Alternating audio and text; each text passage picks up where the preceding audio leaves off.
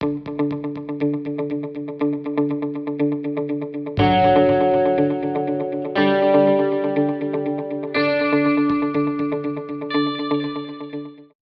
one of a business trip up to the far north of South Africa was again an all-tar trip up until all my commitments are complete, and then I should be able to do a bit of a detour coming back. I took the N1, basically the main business road, right up to Three Sisters, where I turned left for my first night at Victoria West. And there she is, all ready to go. It is always nice to leave the Western Cape Peninsula and you go over the mountain and you slowly see the greenery get less and less.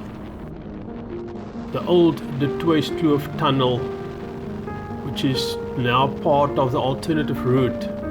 The new, it's actually quite a few years old already, toll road. I almost never use that with a bike. Outside of Worcester, little mountain ridge before you get to the Dunes, which is currently the last part of the vineyards. From there, over the mountain, we're immediately in the Karoo. First stop on this trip is Stows River, where I thought I will take something to eat from the local steers.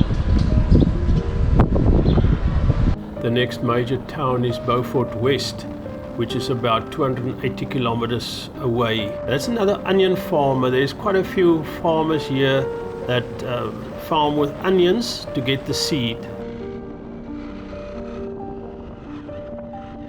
Makiesrivier. This is a little historic town and a railway station of the old British colonial days in South Africa. It's actually still operational as a tourist place with hotel, restaurant, and a very, very interesting museum. You can do day trips, or actually not day trips, trips around town where they tell you the whole story of the ghosts and whatever that used to pest the guests.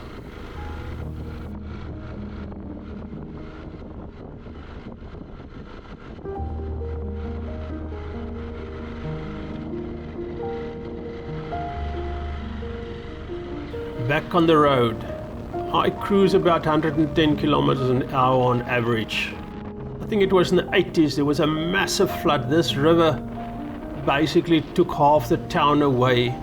They've then erected a museum to commemorate all the hardship, all the damage, and everything else that was done in town.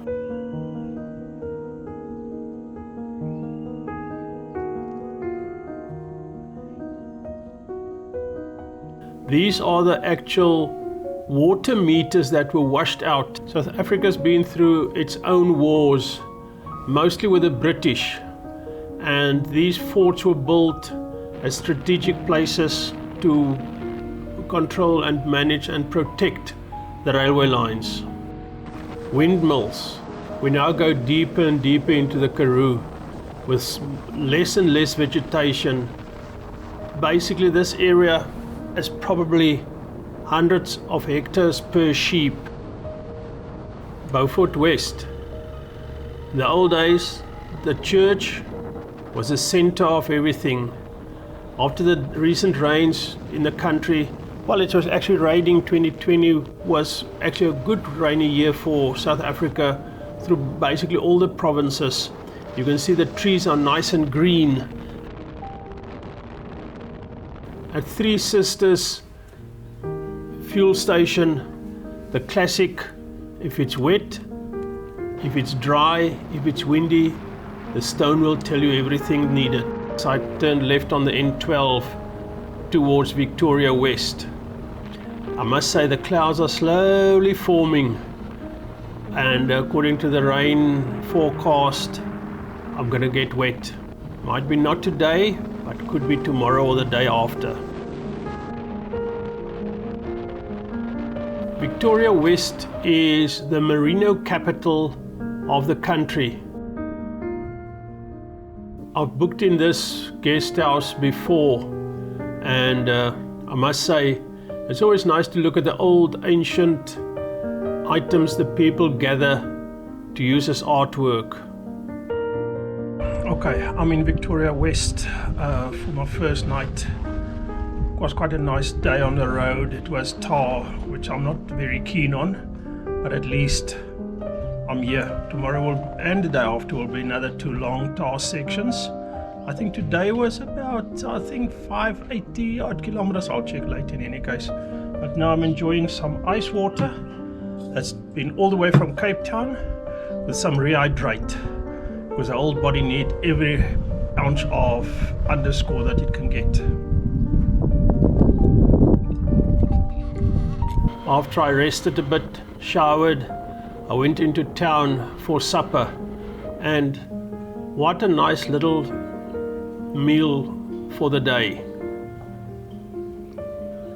And then a windmill as a fan. I never thought of that.